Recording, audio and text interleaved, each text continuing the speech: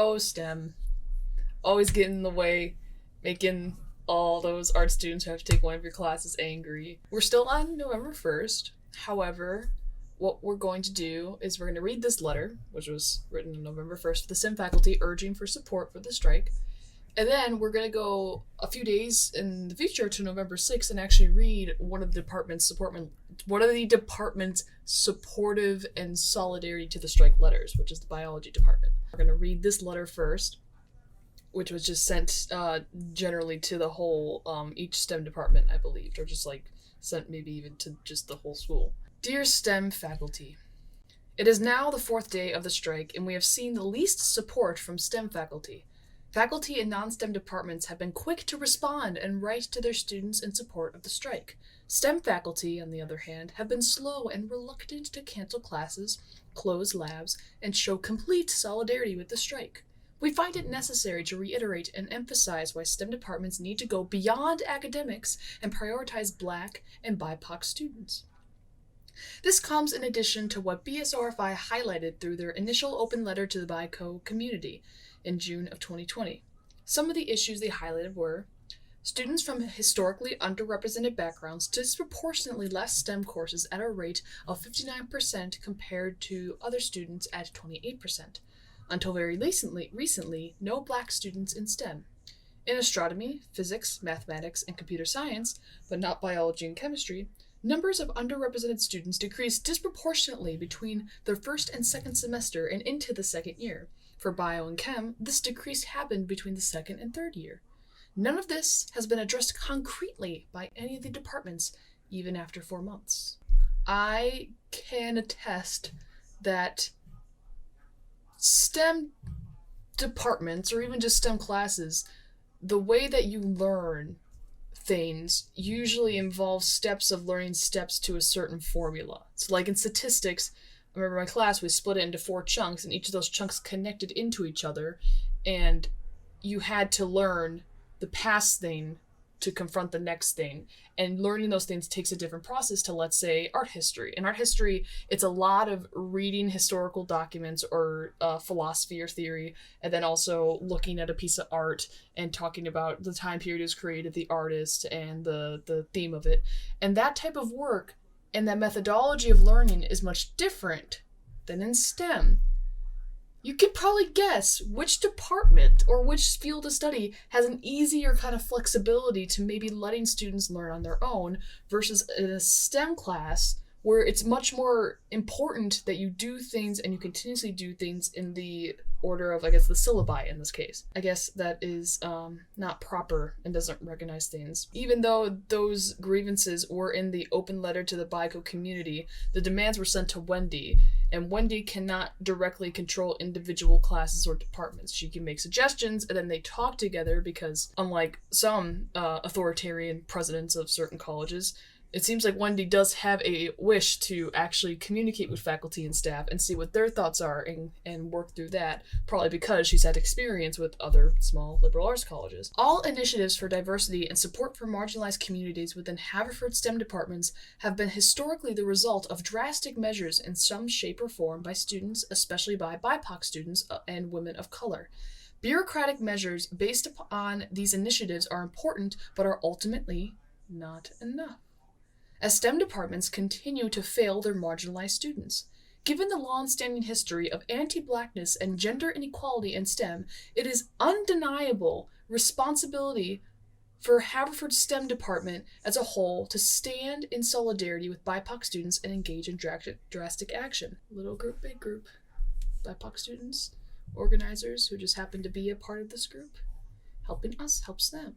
Even though there's people in this group from the FAQ we even saw who are just like, hey, I don't want my labs to end and all this other stuff. I want to continue what's going on. I understand what you guys are doing, but can I continue class? Well, no, it's going to help the majority. We can't have that. STEM departments at Haverford have historically continued to benefit from Black and brown capitalized lives. BIPOC students work not only in labs, classes, seminars, and discussions, but also support the college with their labor in logistics, food, communications, and various organizations forming the backbone of this college. Why is being a student qualified under as work? Not like student work, not like a student working in like the cafeteria or faculty, but going to labs, classes, seminars, and discussions. That's being a student. Everyone in school is a student, no matter what you look like. If you're a student worker, yes, the school requires on your labor, I guess, within that framework, but you voluntarily went to the school. And you can make the excuse that, like, well, this is the school that only gave me funds. It's like, okay, well, you still chose to go to school. Like, this type of educational school, not like a trade school or a community college or something of that like. You chose to go here. In that choosing, you say, I'm going to participate in this. Or, I'm not going to waste my money and not participate. Because you could go to school, take really crappy classes, graduate with some weird BA in something that just shows you went to school. I'm not going to diss on any majors, because honestly, my majors are all fully dissable at this point. So, but I don't, the labor in connection to being a student is a very weird connection. To continue. STEM at Haverford has also continued to enjoy being situated in a liberal arts environment, with a reputation for diversity and inclusivity, but has continued to function against those ideals. Haverford STEM must deviate from their historical narrative of STEM being separate from social issues surrounding them and take on the mantle of responsibility by striking with BIPOC students. Yeah, there's no other way to address, like, social issues in this. You have to, this is the only one way you can do that. Only one way. Yeah, when you do the scientific method, the people who, like, formulated that, their thoughts, like, infect you. And their thoughts of, from in their time period when certain things were okay, which are not okay now, like, I don't know, enslaving certain people, that, like, gets into here. And that's what needs to be separated. I think I went a little too cocky there. I gotta tone myself down.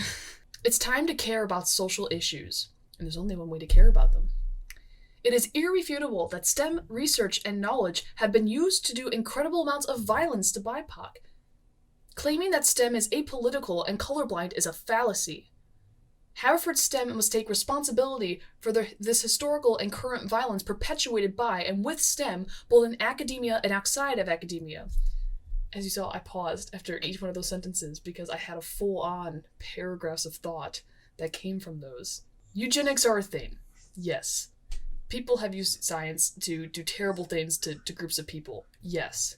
But how can you attribute that to a department full of people who, within the statistics, there's apparently a black faculty among them? But no. All the connections, all the webs, all go into here.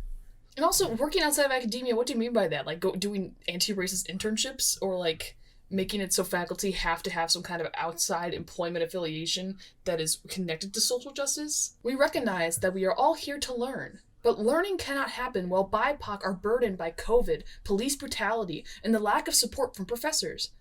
Being educators and researchers within our respective STEM departments does not merely limit us to dispensing scientific knowledge. An educator's responsibility includes being a member in their field's community. As leaders and influencers with immense potential to teach, inspire, and subvert established systems, STEM faculty must realize their responsibility to strike even at the cost of established STEM syllabi. You guys got power. We as a group are trying to gain power for this strike. I'm putting that in quotes at this point because the definition and the ways they're doing this strike at this point doesn't really feel like a strike. It just feels like a way to collect power to gain something that they perceive as the best way to go about this issue. And also claiming that educators have to educate on this one specific topic or else they're not educated. And I don't know about you, but the one place where I see education only being about one specific topic for one specific goal, for one specific viewpoint to that goal, there's a group name for that. It starts with a C-U-L-T. Taking the position that closing labs will harm BIPOC, women, and underrepresented students in STEM undermines the meaning and purpose of the strike. In any and all strikes, BIPOC people will always be the most vulnerable to harm, as marginalized communities will always be more vulnerable. However, BIPOC students organized the strike nonetheless, aware of the sacrifice it would entail, knowing its goal was reparations that would change the harmful conditions that exist and restore some of the harm done by Haverford. Keeping labs open will not alleviate the harm that Black BIPOC students are facing globally and at the hands of the institution currently. Even after this strike, when you open the labs back up, people are still going to be suffering around the world. I don't. You have a big heart. I will say that if you truly believe that this is a step in the direction of globally helping people who are struggling and people of this specific community, I can at least say you have a big heart to that issue. But that doesn't quantify into that being a productive way to approach an issue. I don't know, maybe like have the labs situate themselves in a Feed My Starving Children room. I don't know. I've been to those like twice. They have like a bunch of tables and a lot of like tools. You can do labs in there. God, I have to shut up. Okay. Keeping labs open will only benefit white, not capitalized, and or the most privileged POC students not participating in the strike, furthering disadvantaging the larger BIPOC community and those committed to striking for institutional change. That sentence themselves, saying the people who are striking, you could just say who aren't striking. It'll benefit people who aren't striking. People who are striking aren't going to benefit from this. Of course! You said you accepted the responsibility of going on this strike, but at the same time you keep baiting on the fact that, like, if you open up these labs, it'll benefit people who are not us. People who so happen to be a part of this group that we're claiming to help, but also people in this group also are, like, not agreeing with us and want to do school, but, like, that will still benefit the majority. Ugh. I'm, like, creating a scene around me because I'm always directly pointing routinely to the same places. You must get a hold of the larger narrative at play. Closing labs does not mean killing live cultures, it just means closing labs for all student work. At this time, scientific research must halt in order to show support for BIPOC students. We cannot reiterate enough your status as community leaders, influencers, and educators makes your solidarity all the most important, as your support is crucial to educate our white/privileged peers and those who are not striking. Again, a weird classification of the group of people who are striking, and white was not capitalized. It's critical for you to use your power in the way that we want you to. Because if you don't, that big group we keep pointing to, you don't want them to live? You don't agree with the morals and groups of this big group we keep pointing to? And again, I think my hands go off screen when I point there, so I don't know if I should stop that, or if I should, like, just keep it there for my comedic touch. In order to support your students and stand in solidarity with the strike, we urge you all to indefinitely cancel classes and postpone all assignments until after the strike has ended, as opposed to moving them back a week. Moving them back a week creates a lot of uncertainty for students, and it's likely means that students privileged enough to be able to continue as normal will disengage with the strike. The strike should not be used as time for white, not capitalized, and our privileged POC to get ahead in their classes. Follow suit with other departments and faculty that are removing assignments and reconstructing syllabi altogether. That statement itself is just a pressure. Follow suit. We demand.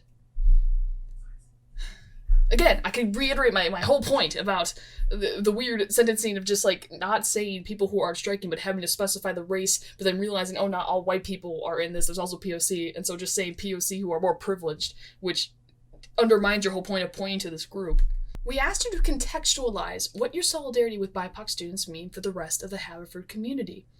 The demands raised by BIPOC students address components of institutional harm that have caused and will continue to exist if not addressed and acted upon by administration. These demands had been originally stated in the open letter that many of you responded to and signed. We would like to remind you that the end of the open letter clearly stated, should our college openly refuse or fail to meet these demands within the given time period, we are prepared to be uncooperative with standard college procedures and expectations until expedient, recognizable, and vigorous efforts are met. We ask that you stay true to your signature of support to escalation if demands laid out fail to be met. We expect you to be in support of our escalation now and show solidarity. Otherwise, signing the letter in June was simply performative. In June, signatures were requested. Now action is. Your position as faculty, staff, and department chairs hold weight over the college. Your authority can accelerate institutionalized change that will support present BIPOC students and further BIPOC students. Because of this, we urge you to hastily respond and advocate for your students by maintaining solidarity and communicating your support to administration.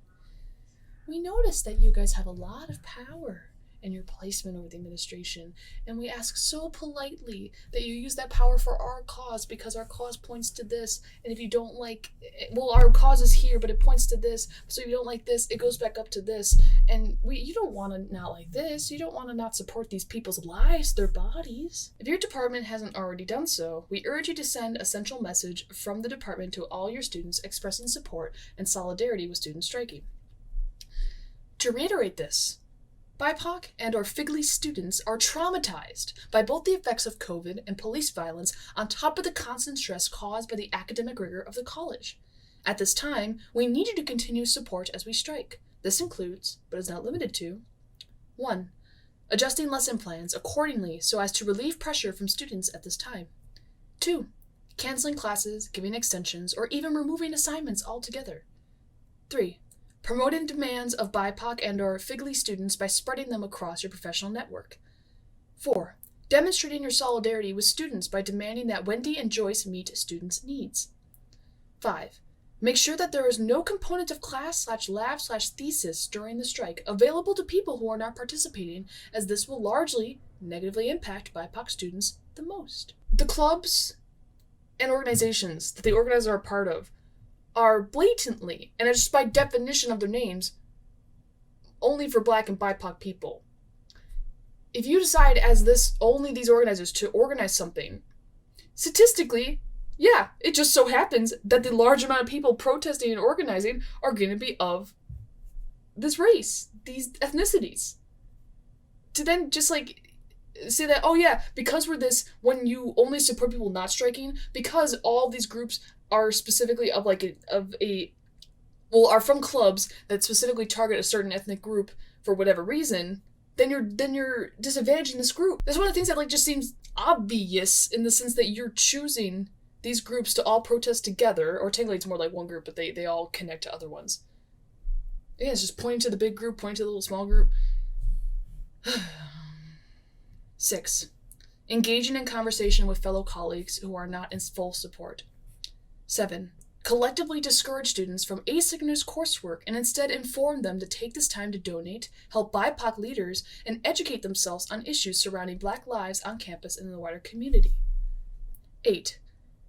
If you are to continue teaching, as we understandably recognize that this is your job, which you may feel responsible for, we push you to not teach your syllabi, and instead teach anti-racism within your jobs, field of study, the purpose of the strike, or the historical oppression in and outside of Haverford or BIPOC.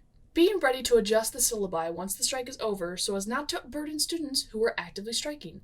This means if you do not have the capacity to teach about anti-racism, spend your time rethinking the syllabus and about how to creatively and effectively teach material in the limited time after the strike has ended. This way, students will not miss material that you suspect they will miss due to the strike. But again, though, to reiterate, we accept the consequences and responsibility of us striking. But we're going to social pressure this hope that you change your syllabus and you move our classwork so that the people striking aren't overburdened, because the people striking just happen to be so part of this bigger group. No, I need just a sign that has that whole diagram that I'm making. Clarifying terms of strike. We would like to reiterate that the strike will continue indefinitely and will not end until demands have been met. This is a precautionous condition, but it is the only way to truly pressure this institution into action. An institution that's willing to work with you needs pressure. Well, pressure for at least change that is in an immediate timeline that they approve of, that is enough and better in their minds. Also, we ask each of you to please respond to this email, acknowledging that you have read this email, and let us know your thoughts. We ask that you reply to at least one senior from your department/major who has signed this letter. If any faculty are curious and holding conversations about the strike and our statement, feel free to sign up for a meeting for the chemistry student group, biology student group, or that student group. There's one more letter that we're going to read. And it is the Department of Biology's letter of solidarity in the strike. And this is also another gold standard. So we have the anthropology in their quickness and their neatness and how they wrote it and the way they took their time to to word out different issues that the organizers care about in a way that they like to see. Biology department takes it a step further in a certain sense because they are a STEM department. And again, this was sent November 6th, so we're going about 5 days in the future, but I feel it's relevant for this letter that we read to read it right now. Also, I want to apologize. I don't know how to remove the little page thing from the bottom of the screen.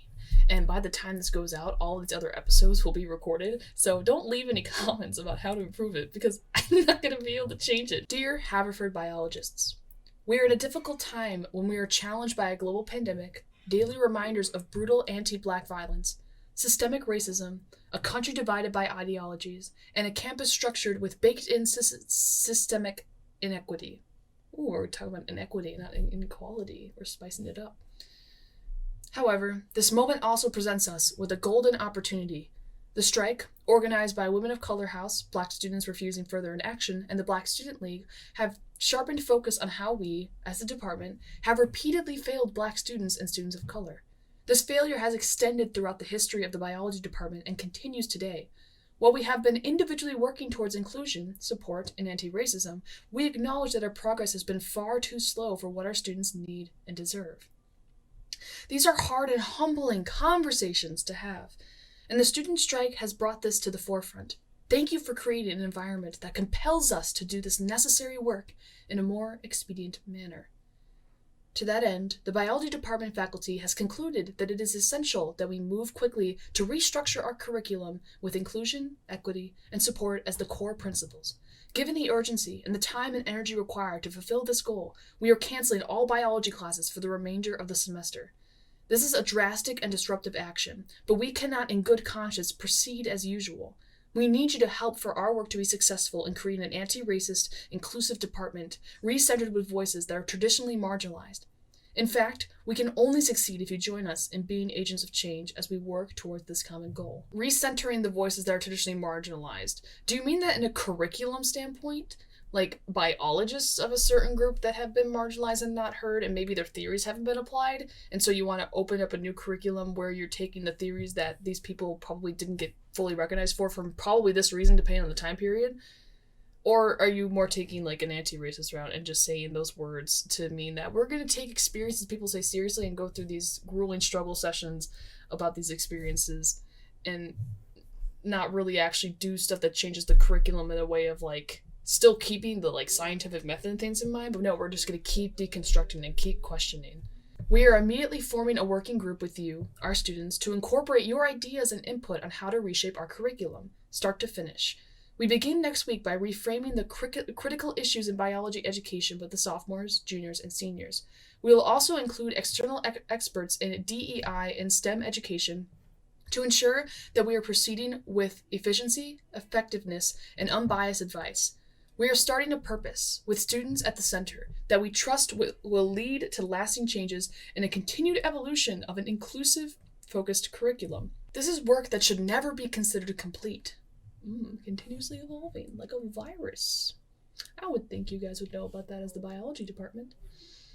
What the strike has allowed us to do is catalyze our curricular redevelopment and reimagining, which was long overdue, with our full attention this semester in the hopes that our collective action will lead to lasting change in the department.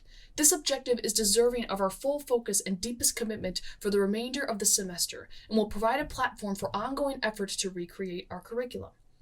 Through discussion with the biology student group, we have already identified some key areas for work. 1. Redesigning the entry to biology to foster belonging and accessibility.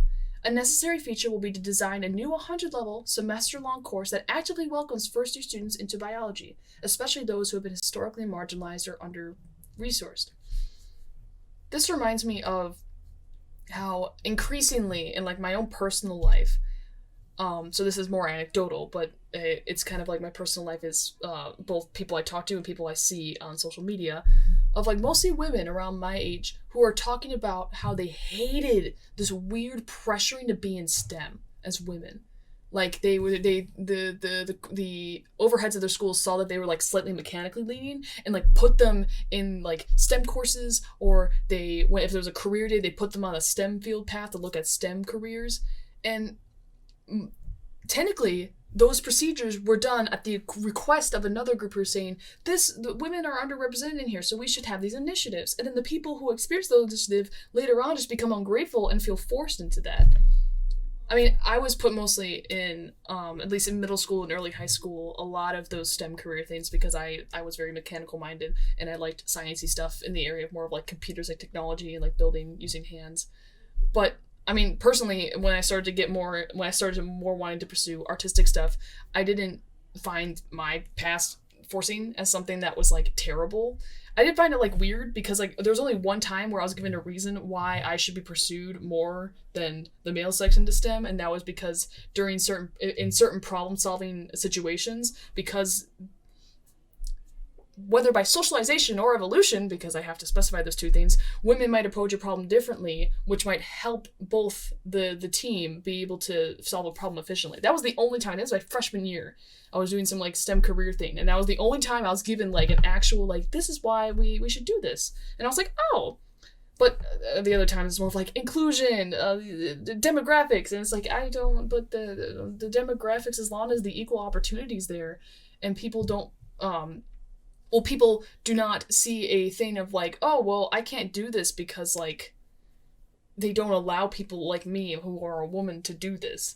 I can understand the feeling that you can't because you're watching this, but there's a difference between the feeling that you can't and knowing that you can't. The feeling, you kind of have to find a way to step over and to also deal with the people who are going to throw BS at you, because that'll happen no matter who you are. Someone who's evil or has evilness in them will find a reason to be BSing you about what you're doing. And I say that as like me, but also just like anyone. But I feel like I'm taking a point of like, color blindness, and already my point goes over people's heads who don't agree with that viewpoint. So, continuing on. Modifying the Bio 200 and 201 class and lab to appropriately recognize the work and time invested by students. We must remove the gatekeeping role of this course as a barrier to majoring in biology. A key goal will be to prevent the disproportionate loss of BIPOC and FIGLY students who turn away from biology due to these courses. Addressing equity and transparency in research opportunities. This includes both academic year and summer experiences at Haverford and other institutions. I don't get what do you mean by like equity and transparency? Don't you mean just like promoting research opportunities and an equal view? Incorporating active anti-racism throughout our curriculum. This includes reframing how we contextualize science, history, and increasing the visibility of BIPOC scientists and their contributions to the field in all courses. See, that kind of goes into what I was talking about earlier, like recognizing certain scientists that may have not been recognized for their time because of something that was actually happening. But I don't get why weaving it with the framework of anti-racism is meaningful, because you could still just teach the history of like these people, and just like as time goes on, as you teach that history, then more people will be able to be more accustomed as they go through school to know that type of thing. Creating meaningful structural changes to enhance mentorship and advocacy within our departmental community. This includes clear student-faculty communication, career development opportunities, and mechanisms for department accountability.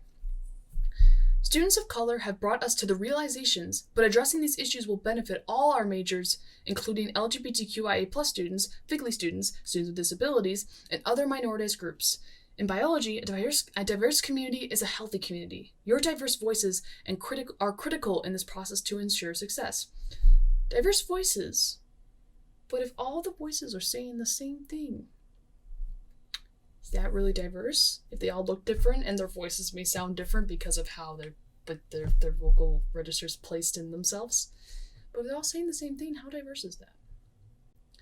We are empowering you to participate in this effort. We also want to support students who need course credits for eligibility for visas and federal loans, and we will ensure that there will be options to cover this requirement. We have made a request to the administration for us to offer a seminar, pass or fail, tentatively called Crafting an Inclusive Biology Curriculum, to replace canceled biology course credit as needed. We understand that some of you are not participating in classes at this time, but it is key that all students are recognized for this community work. For those joining us outside of a course credit structure, we will ensure an appropriate mechanism for recognizing your time and effort. We hope that students will participate in this work, even if course credit is not needed or wanted. Thank you for creating the time for us to do this necessary work. The student strike has honestly been a gift in this time of anxiety, a pandemic, and ongoing injustice against BIPOC people in the world, the United States, the Philadelphia area, and on our campus. It has allowed us to 1. Acknowledge our commitment to radically changing the status quo in order to maximize the success of every BIPOC, FIGLY, and systemically marginalized student. That brings me back to the point that, like, if it's ruining the status quo, when are you allowed to be okay with the status quo if it's become what you want? Because if it's always being against the status quo, then anytime something gets into that realm, even if there's, like, some goodness to it, like, oh, more BIPOC faculty, more BIPOC students, there's always something that wants to destroy it. 2. Concluding the work on this commitment and simultaneously teaching classes has been too slow to be useful to students. Please join us in the next steps by attending one of several planned town hall question sessions next week. As faculty of the biology department, we commit to restoring trust with the students we have marginalized, improving our curriculum to be more fully inclusive, equitable, and supportive. This is a moment to move the biology major, Haverford College, and the field of biology forward. And the next page is just signatures. Oh boy. But like I said, this letter, golden standard, especially how they treated this. They didn't just say, look, we're in solidarity. They said, we're in solidarity, we're canceling classes, we're reforming a whole thing with what you want. You students. All students. All BIPOC students. I don't know why I did quotes that way. Kind of felt very animated. The next one, we're going to look at Bryn Mawr, because they're starting their simmering. They don't start till November 3rd, but they start kind of getting to it. We also still have some Haverford stuff to cover, but like this is starting. It's getting there. Ooh, so exciting.